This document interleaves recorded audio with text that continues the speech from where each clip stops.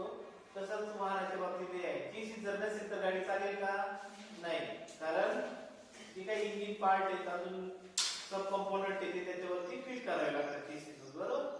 म्हणून वाहनाला चेसिसची आवश्यकता आहे. चेसिस ह्या दोन प्रकारचे असतात, किती? दोन.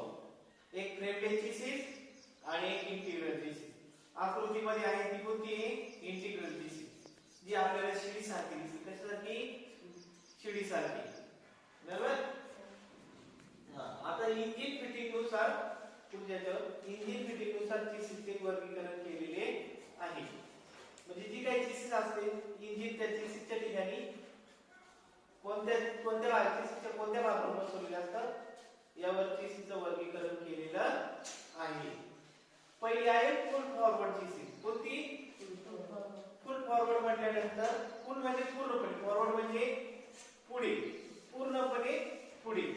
पुढे वाहकाच्या केबिनच्या पुढे इंजिन पुढे बसवलेले वाहकाच्या केबिनच्या पुढे, बरोबर. अशी चित्र बघितली का नाही?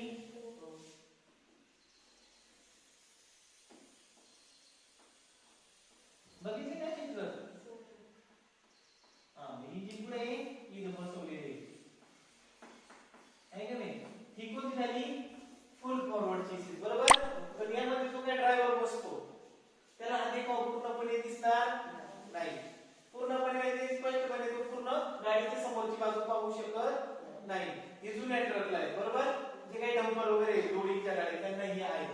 इंजिन पुढे बसवलेले याचं वाहकाची जी केबिन आहे ही केबिन झाली, या केबिनच्या पुढे बसवलेली, बरोबर. त्यानंतर दुसरा आहे सेमी फॉरवर्ड. सेमी म्हणजे अर्ध आतमध्ये आणि अर्ध बाहेर. पुढे बाहेर अर्ध वाहकाच्या केबिनच्या आतमध्ये आणि केबिनच्या बाहेर, बरोबर. त्यामुळे ड्रायव्हरला समोरील दृश्य व्यवस्थितपणे पाहू शकतो. जो काही रोडवरील देखाव आहे समोरची बाजू, बरोबर, तो व्यवस्थित पाहू शकतो. त्यानंतर बस चेसिस. बस बघितली? बसचं ती पुढे असतं, या बाजूला ड्रायव्हर असतो, बरोबर, आणि इकडे किन्नर सीट असते. माहिती आहे बसचं? याची बस झाली आपली वरून पावलं, बरोबर. आणि इंजिन पुढे असतं इथं मध्ये, पुढं मध्ये असते इंजिन. ही झाली बस चेसिस. म्हणजे ड्रायव्हर म्हणजे हे पूर्णपणे वाहकाच्या केबिन मध्ये बसवलेलं असतं, बरोबर. यामुळे काय होतं? गाडी कशी दिसते आपल्याला? अशी सरळ असते, बरोबर. बस असते का नाही? आणि इथं बसलेला असतो आपला ड्रायव्हर. त्यामुळे समोरचं दृश्य व्यवस्थितपणे तो बघू शकतो. त्यानंतर चौथा प्रकार आहे इंजिन समोर. हे झाले सगळे प्रकार इंजिन समोरचे प्रकार, बरोबर. इंजिन समोर म्हणजे ड्रायव्हरच्या समोर बसवलेले असतात. त्यानंतर असतं पाचवा प्रकार इंजिन मध्यभागी. ही जी काही गाडी आपली, बरोबर, या गाडीच्या सेंटरला इंजिन बसवलेलं असतं, पुढं सेंटरला, म्हणून त्याला म्हणतात इंजिन मध्यभागी. हे पाच प्रकार आहेत: फुल फॉरवर्ड, सेमी फॉरवर्ड, बस चेसिस, इंजिन समोर आणि इंजिन मध्यभागी. कळाले पाच प्रकार?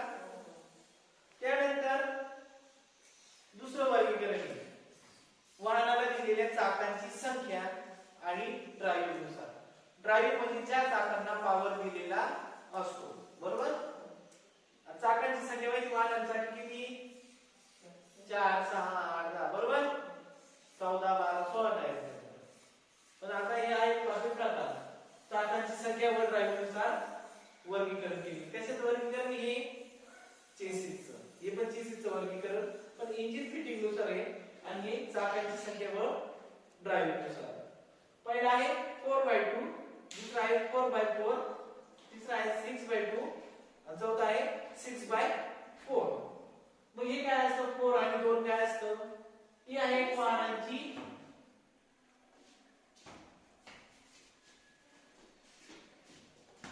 ही आहे चाके. काय आहे? वाहनाला असलेली चाके. 4, 4, 6, 6 ही वाहनांची चाके झाली, बरोबर. आणि काय 2, 4, 2, 4 हे काय आहे? कोणत्या चाकांना पॉवर दिलेला आहे, बरोबर. म्हणजे त्याला म्हणायचं ड्राईव्ह. काय म्हणायचं? ड्राईव्ह. ही कोणत्या चाकांना पॉवर आहे ते झाली ड्राईव्ह. आणि ही झाली चाके आणि हे झाले ड्राईव्ह. पहिला आहे 4x2. म्हणजे या वाहनाला चाके किती? वाहनाला चाके 4 आणि ड्राईव्ह किती चाकांना दिलेला आहे? 2. म्हणून त्याला म्हणतात 4x2. या वाहनामध्ये 4 चाके बसवलेली आहेत, त्यापैकी 2 चाकांना ड्राईव्ह म्हणजे इंजिनची ताकद दिलेली असते. 4x2 आपल्या रेग्युलर गाड्या कोणत्या? जीप आहे, पिकअप आहे, बोलेरो आहे, कार आहे, बरोबर. पण तो पॉवर पुढच्या चाकांना असू शकतो किंवा मागच्या चाकांना. हे कळायला पाहिजे. त्यानंतर दुसरा आहे 4x4. 4x4 म्हणजे वाहनामध्ये चाके 4, त्यापैकी किती चाकांना पॉवर? 4 चाकांना, बरोबर. या वाहनाला चाके किती? 4 चाके असतात आणि त्यापैकी 4ही चाकांना पॉवर दिलेला असतो, बरोबर. उदाहरण सांगते का असं? हे 4x2 4x4 चं उदाहरण.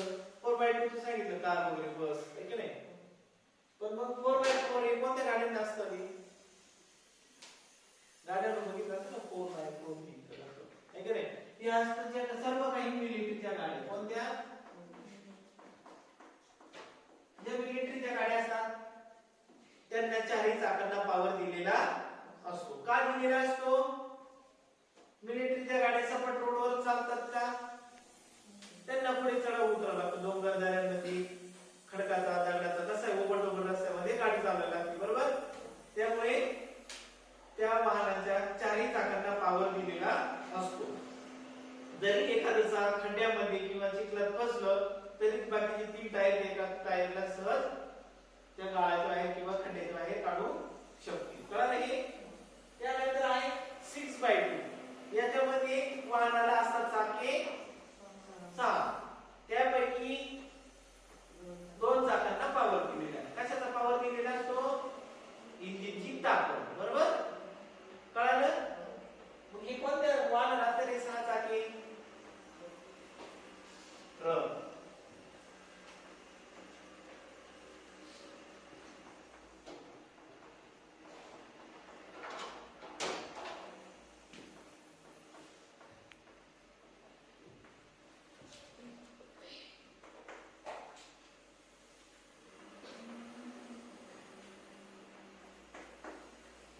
चाके 6 असतात, 2 चाकांना पॉवर, बरोबर. त्यानंतर 6x4 म्हणजे काय?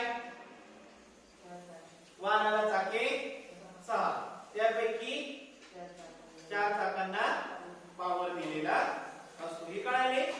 हे झाले इंजिन फिटिंग नुसार चे वर्गीकरण आणि हे झाले चाकांची संख्या व ड्राईव्ह नुसार. कळालं? हे काय? इंजिनची फिटिंग आपली समोर करते, वाहनाच्या केबिनच्या बाहेर करते, मध्यभागी करते, त्या शेवट करतो. त्याच्यानुसार एक प्रकार. आणि हे वाहनाला किती चाके, त्यापैकी किती चाकांना पॉवर, त्यानुसार इंजिनचे वर्गीकरण. हे दोन्ही पण चे वर्गीकरण आहे.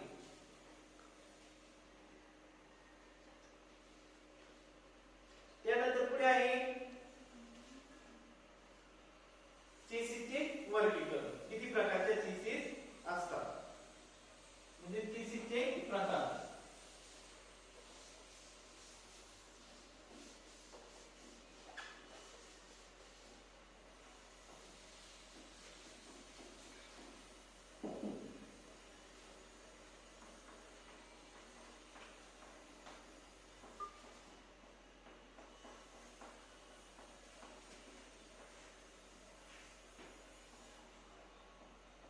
पहिल्या कोणतं सांगितलं बघायची?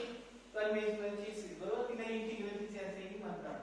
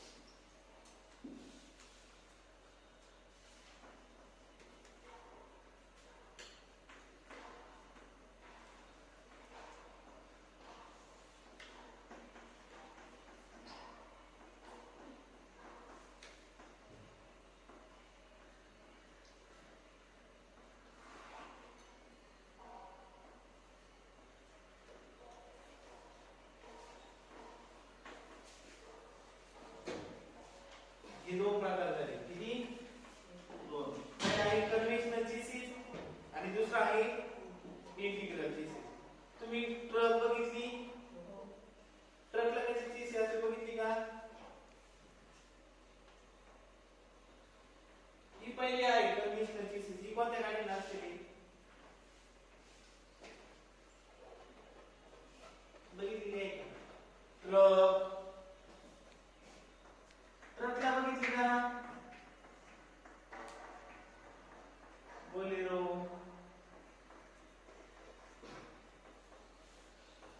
पिकअप आहे की नाही, त्याच्या काही सर्व गाड्या आहेत ना, ही चेसिस असते.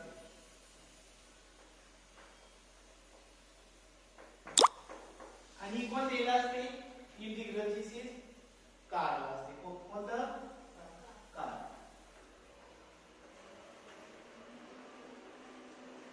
ही सगळ्यांनी बघितली कन्व्हेन्शनल चेसिस.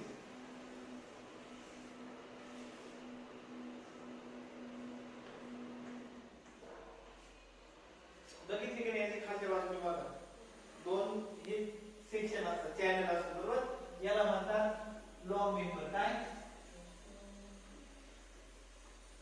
लॉन्ग मेंबर, आणि हे असतात शॉर्ट मेंबर बरोबर. लॉन्ग म्हणजे लांब, शॉर्ट म्हणजे अपूर्ण बरोबर.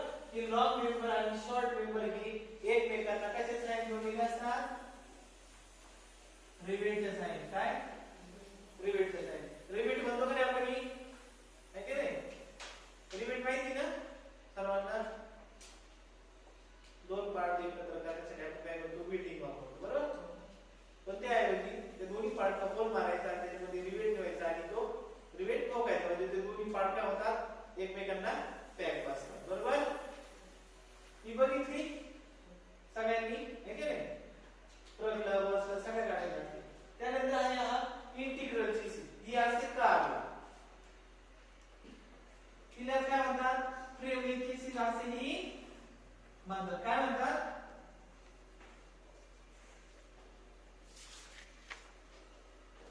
काय म्हणतात तिला, फ्रेमलेस चेसिस, ज्याला चेसी नसते. अशी चेसी असते का, नाही, त्याला चेसी नसते, म्हणून तिला म्हणतात फ्रेमलेस चेसिस किंवा इंटिग्रल चेसिस. ह्या पानावर आहे बघा, इथं आहे हे का नाही. म्हणजे ही काय असते, याला फक्त बॉडी असते, बॉडीवरती सगळे इंजिन पार्ट वगैरे फिट केलेले असतात बरोबर. आणि ही बॉडी बनवताना याला पिलर्स, पिलर्स म्हणजे उभे खांब बरोबर, आडवे खांब ते काय केलेले असतात, फिट केलेले असतात. त्याच्यावरती बोनेट वगैरे देखील सगळं फिट केलेलं असतं. आणि त्याच्यामध्ये या बॉडीवरती engine part, cooling system, oiling system वगैरे सगळं फिट केलेलं असतं, चाके वगैरे बरोबर. म्हणजे हिला चेसी नाही बरोबर, पण हिला चेसी म्हणायचं का, म्हणायचं. कोणती म्हणायची पण, फ्रेमलेस चेसिस. या गाडीला या प्रकारची फ्रेम नसते, म्हणून तिला म्हणतात फ्रेमलेस चेसिस. कळले इथपर्यंत. आता या दोघांचा फायदा किंवा तोटा काय बरोबर. या चेसिस तुलनेत या दोन चेसिस, कन्व्हेन्शनल चेसिस आणि इंटिग्रल चेसिस, याच्या तुलनेत याचा फायदा काय आहे आणि याचा तोटा काय आहे बरोबर. आता हे चेसिस बनवण्यासाठी चॅनल्स वापरले असतात. ते कसे असतात, वजनदार. वजनदार असल्यामुळे गाडीचं वजन काय होईल रे, वाढेल. गाडीचं वजन वाढले बरोबर, किंमत काय होणार आहे, किंमत वाढणार आहे बरोबर. हा झाला पहिला फायदा. कोणाचा फायदा, काही याचा तोटा आहे, काही याचा तोटा आहे बरोबर. किंमत वाढली म्हणजे तोटा आहे की नाही, तसं याचं याचं वजन कसं आहे, याला चेसिस नाही, डायरेक्ट बॉडी. वजन कसं झालं, कमी झालं, किंमत काय होणार आहे मग, कमी. हा झाला इंटिग्रल चेसिसचा फायदा बरोबर. आणि याचे जे काही सर्व पार्ट आहे हे चेसिस प्रमाणे काम करतात, वजन पेलून धरण्याचं काम करत असतात. त्यानंतर ही जी काही फ्रेम आहे ही या गाडीला नसते, त्यामुळे जे काही पृथ्वीवर बल आहे बरोबर, सेंटर ऑफ ग्रॅव्हिटी बरोबर, एखाद्या चेंडूवरती फेकला तुकडे येणारे खाली येणार, काय येतो, गुरुत्व बलामुळे बरोबर. मग याचा काय होणार आहे, चेसिस नसल्यामुळे जे काही गुरुत्व बल आहे ते अधिकचं कार्य करणार आहे का नाही. वजन कमी झाले मग गुरुत्वबल जास्त होईल का कमी होईल रे, गुरुत्वबल कमी होईल, त्यामुळे त्याला अधिकची स्थिरता मिळते, म्हणजे विशेष बॅलन्स होतं. आणि याचे सगळे पार्ट एकमेकांशी वेल्डिंगच्या सहाय्याने जोडलेले असतात, कारण याला खिसी नसते. रिवेट जर मारले तर ती काय होणार आहे, खड्ड्यामध्ये गेल्यावर वाकडी तिकडे होऊ नये, बरोबर. त्यामुळे तिला रिवेट वापरत नाही. कोणती काय वापरतात, वेल्डिंग. त्यानंतर तोटा. आता याच्यात तुम्ही त्याचा तोटा बघायचा. समजा ही गाडी ऍक्सिडेंट झाली, बरोबर, हिची सीट बेल्ट झाली, तर आता ही आपली सीट बेल्ट झाली अशी बाकीची, बरोबर. मग आपण काय करू शकतो, इथून काय करणार, कट करणार, बरोबर. कट केल्यानंतर कट केली अशी, त्यानंतर परत ही शॉर्ट मेंबर, हे लॉंग मेंबर वाढवणार आणि याला परत शॉर्ट मेंबर लावणार, बरोबर. रिवेटची साईड वेल्डिंग होईल कधी ते नाही, रिवेटची साईड हे कट करून परत फिट करणार. याला खर्च कसा जास्ती का कमी आहे, खर्च कसा होईल, फक्त तेवढा पार्ट बदलायचा आहे, पूर्ण बदलायचं आहे का नाही, मग खर्च कसा होईल, कमी होईल, बरोबर. पण या गाडीच्या तुलनेत या गाडीची, ही गाडी समोरून काय झाली आहे, ऍक्सिडेंट झाला, ठोकली गाडी, बरोबर, आपली दिसली आहे का नाही. पण हिचा एवढा पार्ट कट करून बस होतील का आपल्याला, नाही. हिला काय करावं लागतं, हा पार्ट पूर्ण बनवावा लागणार आहे, बरोबर. पार्ट पूर्ण बनवावा लागणार, त्यामुळे हिचा खर्च काय होणार आहे, खर्च काय होईल, जास्त होईल, बरोबर. हा झाला याच्या तुलनेत याचा तोटा, कळलं. त्यानंतर ही जी काही चीज असते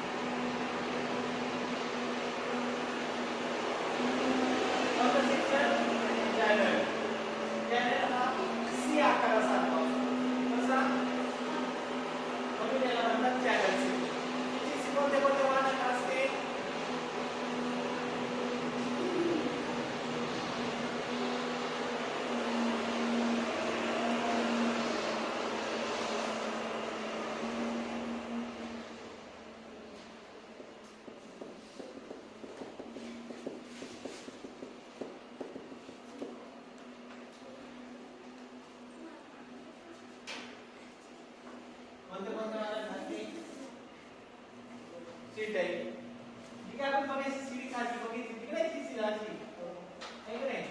हे लॉंग मेंबर शॉर्ट मेंबर ही सी आकाराचे चॅनल असतात, बरोबर. त्यापासून बनवलेले असतात, म्हणून त्याला म्हणतात चॅनल सेक्शन.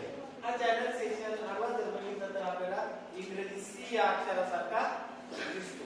या चॅनलची ताकद कशी असते, जास्त असते, बरोबर. ताकद जास्त असल्यामुळे ते सर्व अवघड वाहनांचे सूर्य मिळकर यांना बसवलेलं असतं. त्यानंतर दुसरा प्रकार आहे बॉक्स सेक्शन.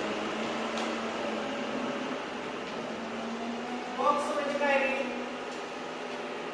एक होता चौकोन, काय चौकोन नाही, बॉक्स सेक्शन, बरोबर. हे कोणत्या गाडीला असतो,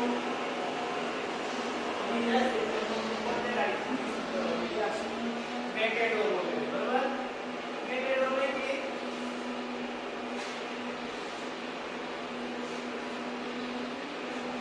म्हणजे रिक्षा, ही बॉक्स सेक्शन बनवलेली असते, बरोबर. त्यानंतर आहे तुमचा ट्यूबुलर सेक्शन. बघा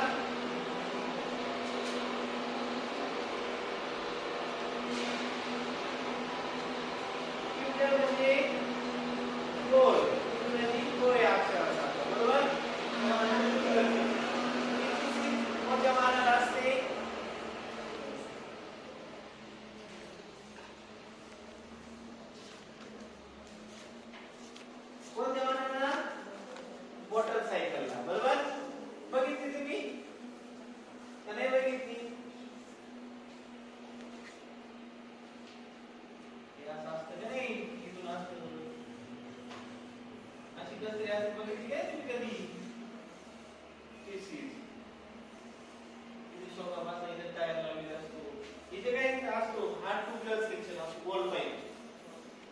घरी गेल्यावर गाडी बघा कसं असतं जीसी गोल पाईपची, त्याला म्हणायचं ट्यूबलर सेक्शन.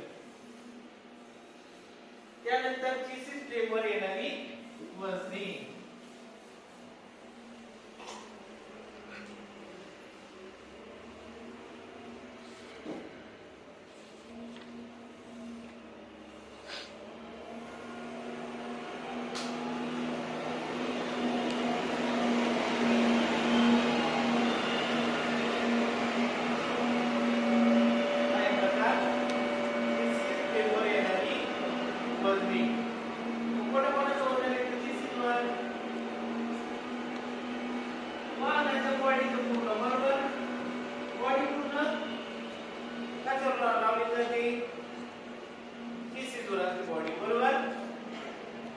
त्यानंतर वाहनाचं वजन, बरोबर. त्यानंतर इंजिन वगैरे असतं नाही त्याचं वजन. त्यानंतर अजून प्रवासी बसतात, बरोबर, म्हणून प्रवाशांचंही वजन, बरोबर. ही एवढी वजन वाहनावर येत असतात, वाहनाच्या चेसिसवर, बरोबर. चेसिसवर आहे ना, चेसिसवर बॉडी बसवलेली असते, गाडीचं वजन असतं स्वतःचं, इंजिन वगैरे. त्यानंतर प्रवासी बसतात त्याचं वजन येतं, किंवा जो माल आपण गाडीमध्ये भरतो ती वजन त्याच्यामध्ये येणार आहे. त्यानंतर वाहन जेव्हा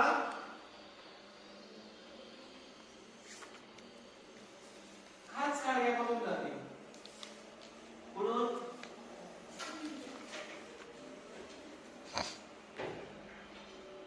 वाहन जेव्हा खड्ड्यातून चालतं, बरोबर, ओबडधोबड असतं, मग काय होतं, काही टायर एखादं टायर खड्ड्यात जातं, एखादं खाली राहतं किंवा वरती जातं, बरोबर. त्यामुळे गाडीवर कसं वजन येतं, उभं वजन येतं, बरोबर. गाडी खाली जाते किंवा वरती उसळी मारते खालीवर, बरोबर. हे एक वजन झालं. त्यानंतर पुढे आहे इंजिन टॉर्क. कोणतं?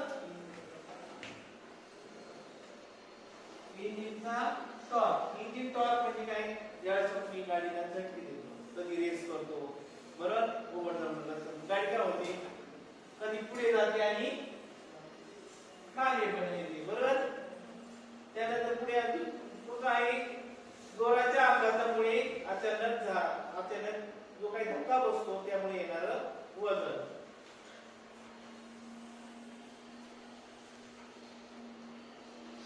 त्याला म्हणतात अपघात, आहे का नाही. गाडी जाऊन ठोकली तर काय होणार आहे, गाडी जेवढ्या फोर्समध्ये ताकदीने पुढे धडकली तेवढ्याच फोर्समध्ये काय होणार आहे, मागे येणार. तिथे काय वजन पडणार, ते काय पडणार, चेसिसवर पडणार आहे, बरोबर. त्यानंतर पाचवा आहे किनारीय बल. कोणतं? किनारीय बल. ज्यावेळेस आपली गाडी हे काय झालं, हा काय गाडी, इथे काय आपली गाडी चालली, ही काय कोणती गाडी, बस, आहे का नाही, बस चालली आपली. जेव्हा ती टर्न येतो, बरोबर, टर्न वर येत असताना ती गाडी कोणत्या बाजूला झुकते रे, टर्नच्या आतली बाजूला का बाहेरली बाजूला, असा टर्न मारतोय, गाडी काय होते, कोणत्या बाजूला झुकते, बाहेर झुकते, बरोबर. मग ते बाहेरील बाजूला झुकण्याच्या क्रियेला काय म्हणतात, किनारीय बल. कोणतं? का म्हणायचं त्याला किनारीय बल, कारण याची सिस्टम वजन सगळे एखाद्या कोपऱ्याला जातं, किनाराला जातं गाडीच्या, बरोबर, म्हणून त्याला म्हणायचं किनारीय बल. ही झाली चेसिस फ्रेमवर येणारी वजने. वाहनाचं वजन, बॉडीचं वजन, इंजिनचं कंपोनंट असतील, प्रवाशाचं वजन असेल, त्याचं माल असेल, ही सगळे वजन कशावर येतात, चेसिसवर येतात. त्यानंतर दुसरं, जेव्हा रस्ती गाडी ओबडधोबड रस्त्यावर चालत असते किंवा खड्ड्यामधून चालते त्यावेळेस गाडी काय म्हणते, चिमणीसारखी उड्या मारते, खाली जाते वर जाते, बरोबर, हे वजन. त्यानंतर इंजिन टॉर्क. अचानकपणे आपण ब्रेक मारला, इंजिनची ताकद तेवढीच असते, बरोबर, जोरात गाडी चाललेली असते, ब्रेक मारल्यानंतर सडनली काय होणार, गाडी थांबणार, झटका देणार, बरोबर, ते झाले एक वजन. त्यानंतर अपघात, ऍक्सिडेंट झाल्यानंतर गाडी ठोकली जाते, जेवढ्या स्पीडनी ठोकल्या जाते तेवढ्या स्पीडनी काय होणार आहे, ती त्यानंतर किनारीय बघ, ज्यावेळेस घाट सेक्शन मधून गाडी चालवत असतो बरोबर, ज्यावेळेस टर्न येतो घाटमध्ये यू टर्न वगैरे, तेव्हा गाडी ही टर्नच्या पुढे झोपली जाते. हा, मग त्याला म्हणतात किनारीय बल. कळाले इथपर्यंत?